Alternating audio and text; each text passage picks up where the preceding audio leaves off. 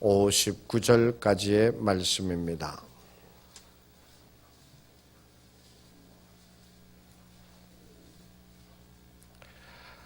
신약성경 154쪽, 신약성경 154쪽, 요한복음 6장 52절에서부터 59절 받들어 봉독하겠습니다.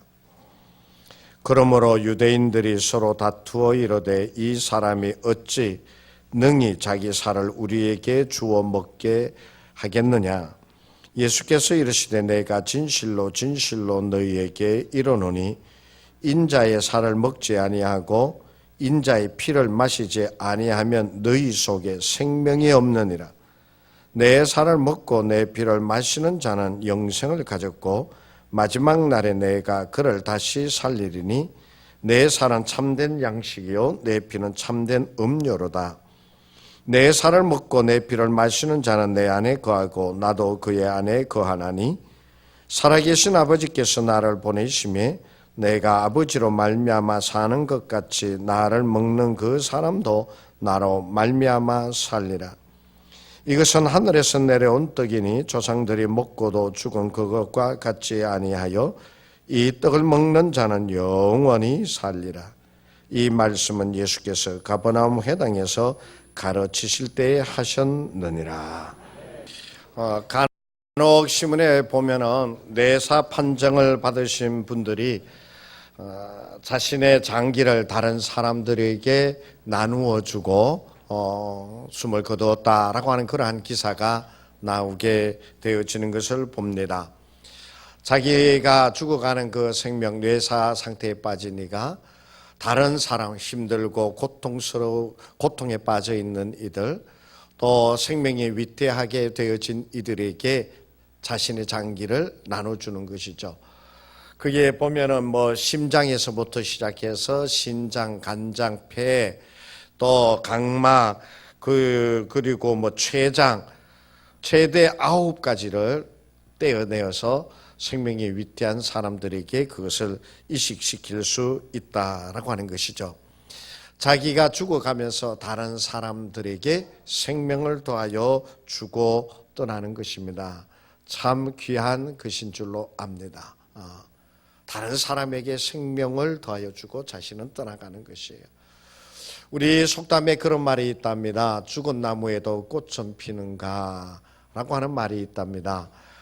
죽는다, 죽은 나무다라고 그러면 어떻습니까? 이 나무는 썩어 들어가잖아요. 이렇게 산책을 하다가 보면은 나무가 썩어 가니까 거기에 이렇게 버섯이 막 피게 되어지는 것도 보게 되거든요. 그런데 그 썩어 가게 되어지면, 죽어서 썩어 가게 되면 그 안에 통이 막 그 속도 막 썩어 들어가잖아요. 그래서 누구나 다 보기에 저거 죽었구나, 이제 아무것도 아니구나 라고 생각되어지는 그때인데 그 나무가 싹이 나게 되어지고 또 잎이 피게 되어지고 꽃이 피게 되어진다라고 하는 것이에요. 죽은 나무에도 꽃은 피는가. 예. 저는 간혹 가다가 그 카페 같은 데 이런 데 가면은 인테리어를 해 놓는데 보면은 나무를 이렇게 큰 거를 잘라서 이렇게 세워놓고 거기에다가 이렇게 막 이렇게 잎 같은 거 막 꽂아놓고 때로는 꽃도 막 이렇게 꽂아놓는 것을 보게 되어집니다. 분명히 그 나무는 생명이 없는 것이지만 그 나무가 잎이 피어서 살아있는 것처럼, 그리고 꽃이 피어서 만발되어지는 것처럼 보이게 되어지더라라고 하는 것이에요. 죽었지만 생명을 불어넣었다라고 그렇게 얘기할 수 있겠지요. 예수님께서도 이 땅에 오셔서 십자가를 지고 돌아가셨습니다. 그렇게 십자가를 졌다라고 하는 것은 바로 자신의 생명을 내어놓으셨다라고 하는 것이죠. 그렇게 자신의 생명을 내어놓으심으로 그를 믿는 모든 자들에게 생명을 더하여 주셨습니다. 그래서 요한복음 3장 16절에 이르신 바도 같이 그를 믿는 자마다 멸망치 않고 영생을 얻게 하려 하심이라 라고 말씀해 주고 계십니다. 오늘 본문에서도 예수님께서는 자신을 가리켜 뭐라고 말씀하고 있습니까? 내가 곧 생명의 떡이다. 내 살은 생명의 떡이고 내 피는 생명의 음료라고 그렇게 말씀하시면서 이 내 살과 피를 먹지 아니하면 나와 상관이 없는 자이다. 그렇게까지 말씀하고 있잖아요. 그래서 전부 다 누구든지 다 예수님의 살을 먹고 예수님의 피를 마셔야만 되는 것이에요. 그래야지만 그리스도인이 되어지는 것이고, 그래야지만 주께서 더하여 주시는 영생을 누리는 자가 되어질 수 있다라고 하는 거예요. 초대교회에서는 이 말 때문에 우리 기독교를 갖다가 흡혈귀처럼 여겼어요. 우리 기독교가 그때 박해를 피하여서 동굴에서 지내거나 카타콤 이런 데서 피난해서 어색한 곳에서 살았잖아요. 그런데 그들이 모여서 한다는 게 그때는 모일 때마다 성찬식을 했거든요. 그 성찬식을 하면서 이것은 그리스도의 살이요, 이것은 그리스도의 피요, 그러면서 이걸 먹고 마시라고 그랬으니 모르는 사람들이 그거를 알았을 때 어땠을까요? 기독교는 살 먹고 사람 잡아가지고 살 먹고 피 빼서 뭐 하시는 종교다, 그렇게 해가지고 그 사람들에게 더 잘못 알려졌던 그런 때가 있었다고 그래요. 하여튼 예수님의 살과 예수님의 피를 먹어야지만 참 그리스도인이 되어지고 그로 말미암아 영생을 누리는 자가 되어진다라고 하는 거예요. 여러분들 살을 먹는다, 피를 빼서 마신다 그러면 그 살을 떼어지고 피를 흘려주신 그분은 어떻게 되어질까요? 그분은 그 생명이 끝나는 것이에요. 그렇게 죽어짐으로, 그렇게 살과 피를 내어서 다 내어주심으로 그것을 먹고 마시는 자가 살아가게 하신다라고 하는 그런 말씀이죠. 그렇습니다. 십자가는 있잖아요. 죽음입니다. 죽음이에요. 그래서 마지막입니다. 끝나는 겁니다. 그러나 그것이 생명이 죽음으로 끝나는 것이 아니라 그 죽음, 십자가를 통해서 새로운 생명의 역사가 일어나게 되어진다라고 하는 그런 사실입니다. 예수님은 이 땅에 오셔서 죄인의 모습으로 십자가에 달려 돌아가셨습니다. 온 인류의 모든 죄를 다 뒤집어 쓰시고 십자가에서 돌아가셨어요.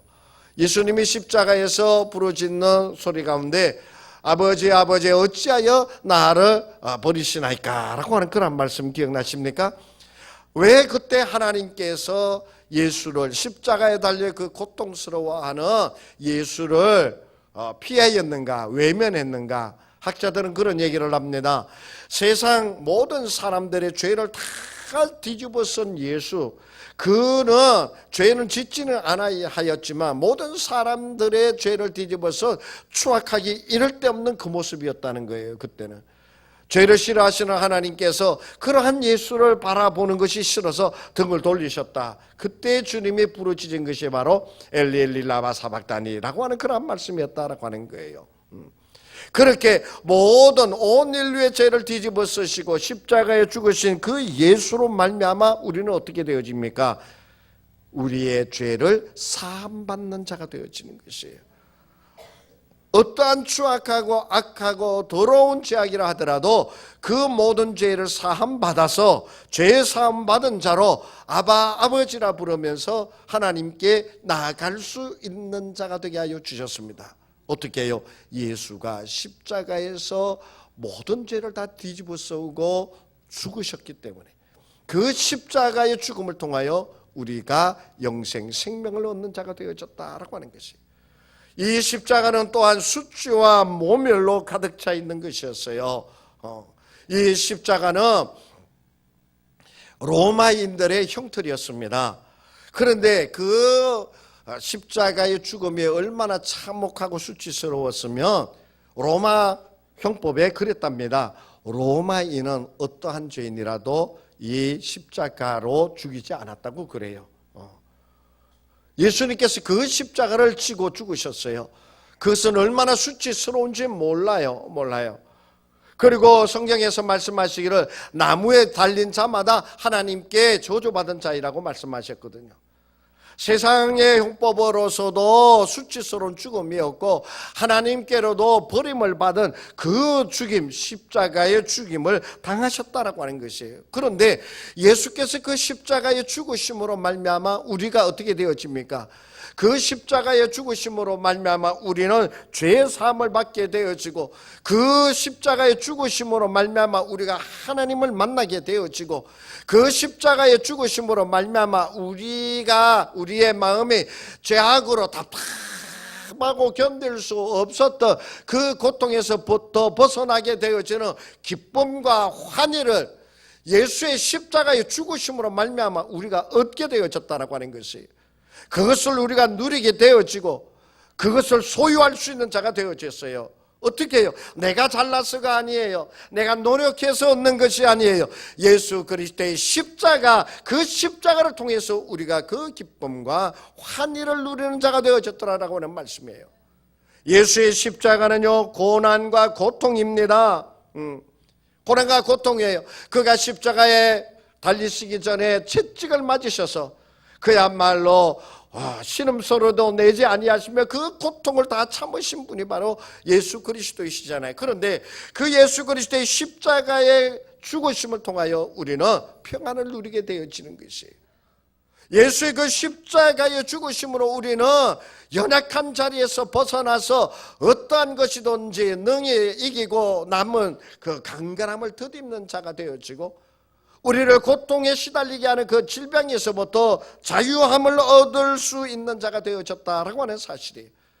그렇기 때문에 예수의 십자가는 단순한 죽음으로 끝나는 것이 아니라 그 예수의 십자가를 통하여 그를 믿는 모든 사람들에게 생명을 더하여 주셨다라고 하는 사실입니다. 그런 것이 바로 십자가예요. 그런데 있잖아요, 이러한 십자가이지만 예수님도 그 십자가가 지는 것이 그렇게 좋았느냐, 달가웠느냐, 그렇지 않습니다.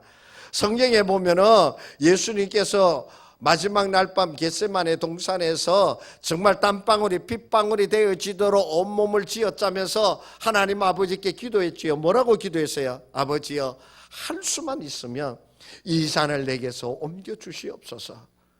그거는 십자가를 피하고 싶었던 거예요, 예수님이. 그것은 예수님께서 십자가를 지지 않고 넘어가고자 하는 것이었다라고 하는 것이에요. 예수님도 솔직히 말해서 십자가를 피하고 싶었던 그 마음이기에 아버지여, 할 수 있으면 이 잔을 내게서 옮겨 주옵소서. 그러나 아버지의 내 뜻대로 마옵시고 아버지의 뜻대로 하옵소서. 그리고서 그 십자가를 지고 가셨잖아요. 십자가라고 하는 것이 바로 그런 것이에요. 누구나 이 십자가 지고 싶은 사람 아무도 없어요. 아무도 없어요. 이 십자가 피하여 가고 싶지, 피해 가는 곳곳마다 십자가 만나가지고 그 십자가 지고 가는 거 좋아할 사람, 아무리 믿음이 좋은 사람이라 하더라도 싫어요. 그거 싫어요. 피하여 가고 싶어요. 어떤 집사님이 있잖아요. 집사님이 신앙생활을 하는데 또 삶을 살아가는데 너무 힘들었대요. 그래서 그냥 막 불평하고 늘 막 불만이 있어야 되는데, 하루는 잠을 자는데 그 꿈속에서 예수님을 턱하니 만난 거예요. 그러니까 이 예수님을 만났으니까 얼마나 잘 됐겠어요. 막 불평을 하고 막 예수님 앞에 뭐라고 말하고 막 그렇게 얘기하니까, 그래서 예수님이 허허 웃으시면서, 그래, 그게 네 십자가다. 그러고서는 그 십자가를 하나를 이 집사님에게다 더 갖다 얹는 거예요. 그래서 이 십자가를 지고 가는데 이게 얼마나 무거운지, 얼마나 긴지, 메고 가려고 이렇게 질질질 끌려오는 십자가 너무 힘든 거예요. 그래서 예수님을 찾아서, 예수님은 목수 출신이잖아요. 어릴 때 목수 일 해봤잖아요. 이 십자가 너무 기니까 좀 잘라주세요. 그랬어요. 그러니까 예수님이 그래? 그러면서 톱을 가지고 십자가를 좀 잘라주더래. 그런데 그 잘라진 십자가를 치고 또 가는 거예요. 가는데 이것도 긴 거예요. 키가 몹시 작았나 보죠.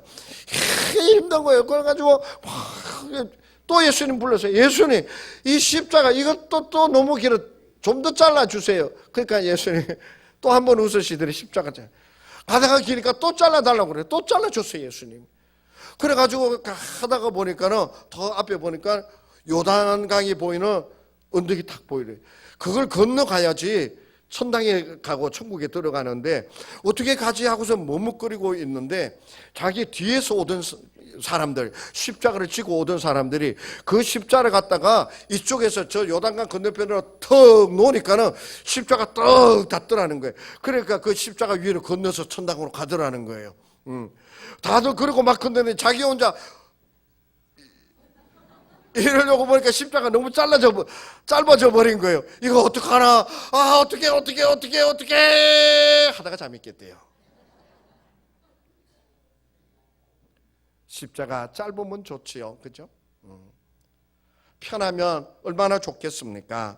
그러나요, 이 지기 싫은 십자가, 피하여 가고 싶은 십자가, 이 십자가를 지고 가는 곳곳에서 하나님의 역사가, 그 생명의 역사가 일어나더라라고 하는 것이에요.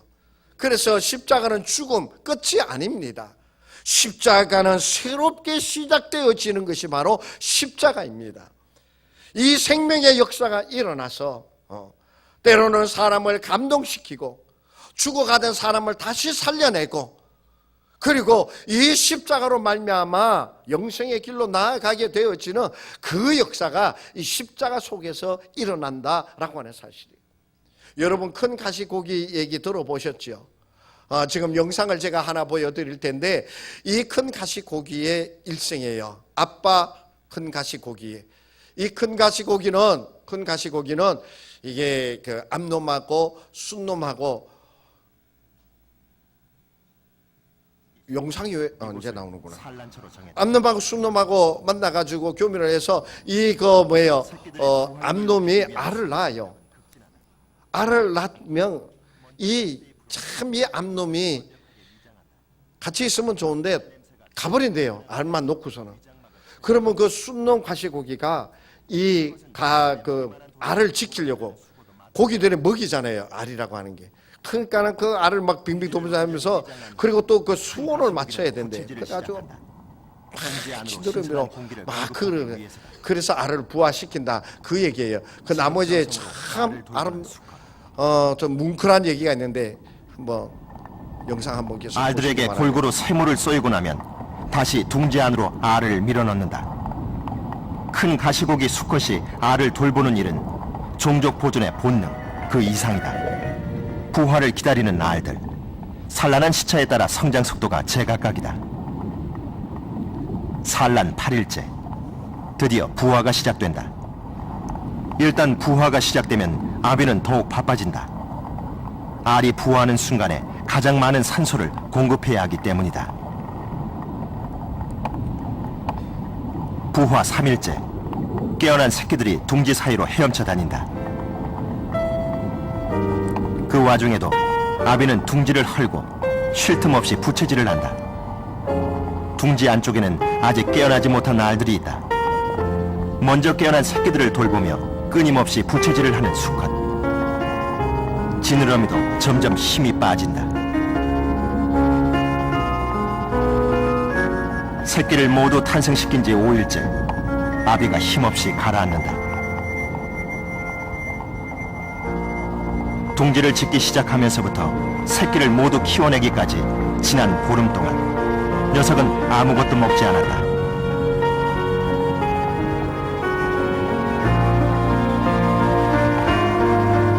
오로지 새끼를 부화시키고 지키는 데 있는 힘을 다 바친 큰 가시고기.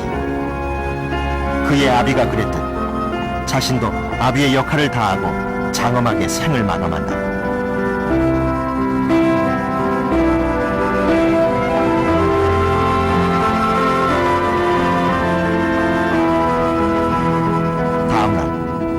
새끼들이 아비의 죽음 주위로 모여든다. 아비는 죽어서도 자신의 육신을 새끼들에게 기꺼이 내준다. 이것이 가시고기 아비의 헌신적인 사랑법이다. 예, 큰 가시고기는 아버지 수컷은 어때요? 그 알을 부화시키기 위해서 자신의 생명을 내어놓습니다. 자신이 그렇게 죽어짐으로 알이 부화되어져서 그 새끼들이 생명을 얻게 되어지죠. 마지막에는 자기의 몸까지 새끼들의 먹이로 내놓습니다. 그것을 먹음으로 이 새끼들이 자기 몸을 키우게 되어지고 살아남게 되어진다라고 하는 것이에요. 바로 그렇습니다. 예수 그리스도가 이 땅에 오셔서 십자가를 지심으로 자신의 생명을 내어놓으심으로 우리가 그 십자가를 통하여 영생을 얻는 자가 되어지고, 우리가 그 십자가를 통하여 생명을 얻고 하나님의 자녀가 되어져서 하나님을 바라 아바 아버지라 부르면서 나아가는 자가 되어졌더라라고 하는 사실이에요. 지난 한 주간 동안 우리는 자녀 축복 기도회를 가졌습니다. 아비된 자가 자녀를 위하여 정말 혼신의 힘으로 자신의 십자가인 줄 알고 그 자녀들을 위하여 눈물로 기도하고 간절함으로 말씀을 가르치고 눈물로 기도할 때 정말 아비의 몸이 피곤하고 아비가 참 힘든다 하더라도 그것으로 인하여 자녀들이 생명의 역사를 얻게 되어지더라라고 하는 것이에요. 가정을 이루고 부부 생활을 하는 데 있어서도 서로 잘났다고 그러는 가정은 오래 못 가잖아요. 서로 살다 보면 있게지는 게 뭐예요? 아이고 내 십자가려니 생각을 하고 참고 인내하고 도리어 섬기면서 나아가게 되어질 때 그 부부가 정말 오랫동안 금실을 이루면서 살아가게 되어지는 것을 우리가 보게 되어지잖아요. 예전에 선배 목사님께서 이런 말 하셨어요. 아생교사, 내가 삶은 교회가 죽고, 아사교생, 내가 죽으면 교회가 산다라고 하는 것을 우리에게 가르쳐 주었더랬어요. 내가 죽어지는 그곳에 바로 생명의 역사가 일어납니다. 내가 죽어지는 그곳에 새롭게 되어지는 역사가 일어납니다. 내가 참고 견디며 내어놓는 그 십자가를 통해서 감동의 역사들이 일어나게 되어진다라고 하는 사실입니다. 그래서 우리는 그 십자가를 통하여 주님께서 생명의 역사를 이루어내신 것을 깨달으면서 우리들도 어떻게 되느냐, 그 생명의 역사를 이루어가는 자가 되어야 된다라고 하는 것이에요. 우리가 예수 그리스도를 믿습니다, 내가 예수를 믿음으로 구원을 받았습니다라고 하면은요, 누구든지 이 십자가를 지는 것에 예외되어질 수 없습니다. 오늘 이 자리에 모여 있고 내가 예수로 믿음으로 구원함을 받았습니다 고백하는 모든 사람들은 다 십자가로 생명의 역사를 이루어내는 자가 되어야 된다라고 하는 말씀이에요. 마태복음 16장 24절에서 우리에게 말씀하여 주시잖아요. 누구든지 나를 따라오려거든, 누구든지 나를 따라오려거든 십자가를 지고 나를 따라오라고. 우리는 예수 그리스도를 따라가기 위하여 오늘 이 자리에 모여서 예배 드리는 자가 아닙니까? 그렇기 때문에 자기의 십자가를 지고 내가 죽어짐으로 생명의 역사가, 내가 죽어짐으로 새롭게 되어지는 역사가, 내가 낮아지고 섬기는 자가 되어짐으로 감동의 역사가 일어나게 되어지는 것을 바라보면서 생명의 십자가가 되어질 수 있도록 주님을 따라가는 것이 우리들의 모습이에요. 누구든지 하나도 여기에 예외되는 사람은 없습니다. 그리고 이 십자가는요, 한 번 지고 마는 것이 아니에요. 이 생명 다 하도록까지 지고 가야 될 십자가입니다. 누가복음 9장 23절의 말씀에 보면 날마다 자기의 십자가를 지고라고 하는 말씀을 해주고 계세요. 날마다 지고 가야 되는 것이에요.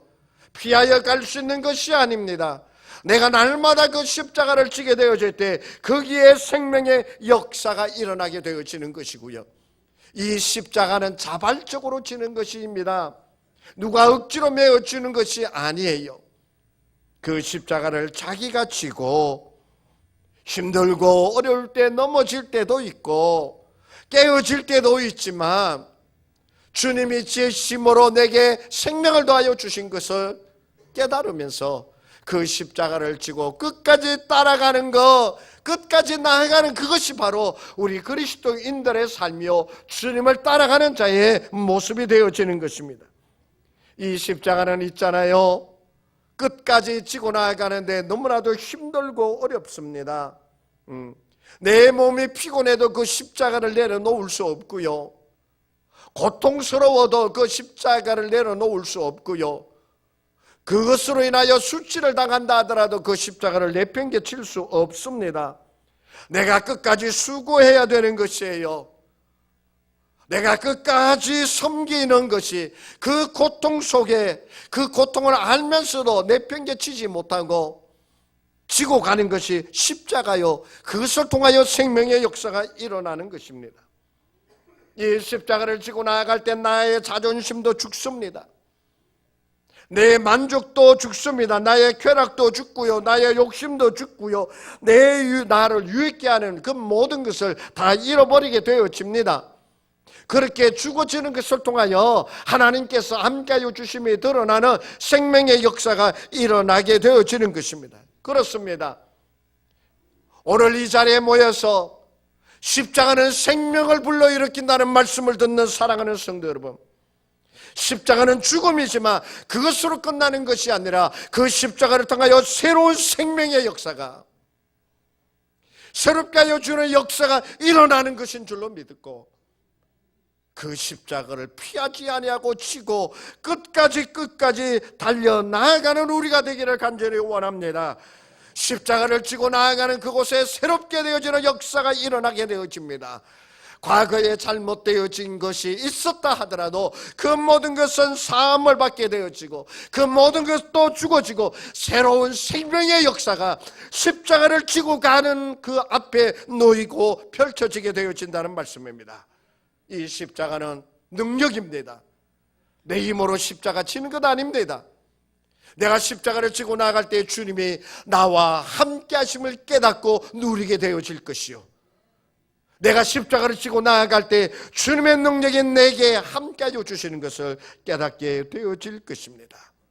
우리는 십자가를 지고 나아가는 자들입니다. 두려워하지 마십시오. 회피하지 마십시오. 눈물이 나면 눈물을 흘리십시오. 힘들어 쓰러질 것 같으면 쓰러지십시오. 자신이 깨어질 것 같으면 깨어지십시오. 그 십자가를 지고 깨어질 때 생명의 역사가 일어납니다. 주께서 함께하여 주심을 그 십자가를 통하여 드러내는 우리가 되어지기를 간절히 원합니다. 기도합니다.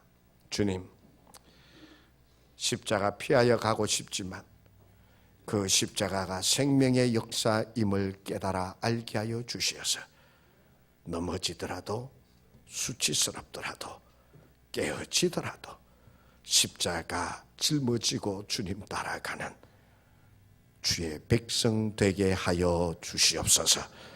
그리하여 우리가 나아가는 그 발자국마다 하나님의 생명의 역사가, 새롭게 하여 주심의 역사가 드러나게 하여 주옵소서.